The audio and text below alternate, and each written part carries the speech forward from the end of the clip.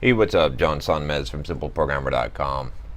So I got this email from Daniel about entrepreneurship and basically boot camps. This is basically boot camps. So if you're interested in boot camps, I've done a couple of videos on questions I get about boot camps. I usually get quite a few.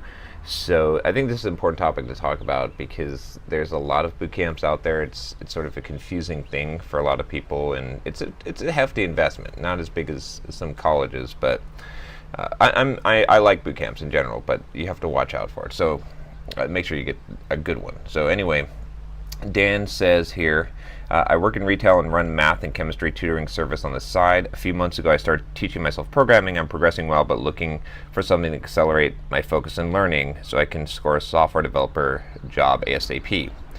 So he says he's interested in programming boot camps and has a couple of questions about them. So first, he's asking, most teach Ruby on Rails, but a couple of teach the trendier mean stack. Do you think it's better to do one over the other?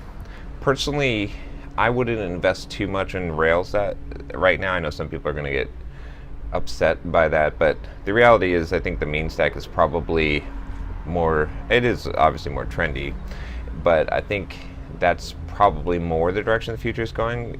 I don't think you could go like super wrong going in Ruby on Rails. It just seems like that technology is not being used as much, whereas the mean stack is probably going to be a little bit more, you're probably going to have a few more options. But I mean, if you do either one, there's still going to be jobs. So I don't think it's a huge deal, but I'd probably pick the mean stack. That's just me.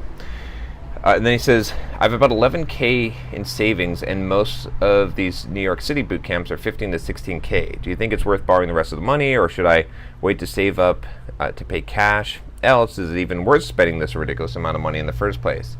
The schools I was looking at were, and he mentions the school. I'm not gonna mention them because I don't know anything about them, so I don't want to plug them one way or the other. And then he says another option is take a couple of CS classes at local college for 3K and get an internship. And he wants to know basically what should you do there. Of course, it's going to start raining on me.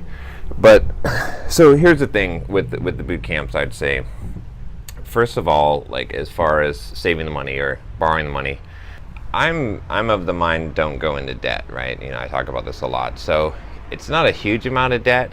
I suppose in this case you could borrow like a few K. I mean, I would try to borrow it from like family or something where you're not going to pay interest or something like that. If this isn't a huge amount, you've saved up a lot. But I've got a couple other ideas as well. There's definitely no harm in just waiting a little bit longer and saving while you're learning on your own. Don't be too anxious either. Just don't take out like payday loan or something like that. That would be dumb. But here's a couple other options. Well, first of all, as far as checking out the boot camps, this may work for you, and obviously everyone can't follow this advice, but not everyone will. But it may work for you to go and investigate the boot camps by talking to people who have graduated from the boot camps, asking for a list of people, and do your research, interview them, make sure that, ask them about what they learned, about where they started from, the job that they got and whatnot, and talk to the boot camp people and tell them your situation. Tell them you've got about 11K. Tell them, see if you can work something out with them. Tell them that you're willing to do some extra work for them. Because it's kind of a 1-2 punch here, right? Don't couch it as you're trying to like just cut the cost down. See if you can do something to help them, right? Maybe I don't know what it is. Just see if you can stay extra time at the classes and do some work for them, because what it may actually end up doing is reducing the cost for you, and it will get you in good with them, which is going to mean that you're going to be at the top of the list for being referred for potential jobs or any opportunities that come along. It can't hurt, but you do need to be careful and make sure that these boot camps are good. I don't know, there's a lot of scammy boot camps out there, I'll tell you this right now, because it's a quick way to make money, right? If you can make like 15 or 16K per student, you can bring in like 50 students, and you do that every so many weeks, right? That's a lot of money.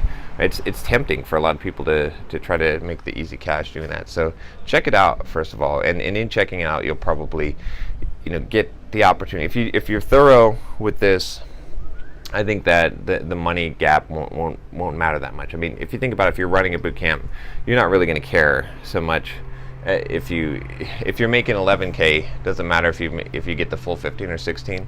No, especially if you get some other benefit. Again, you might not be able to negotiate with everyone, but you might as well try, right? I would always try to negotiate something like this, especially when that money means that much to you.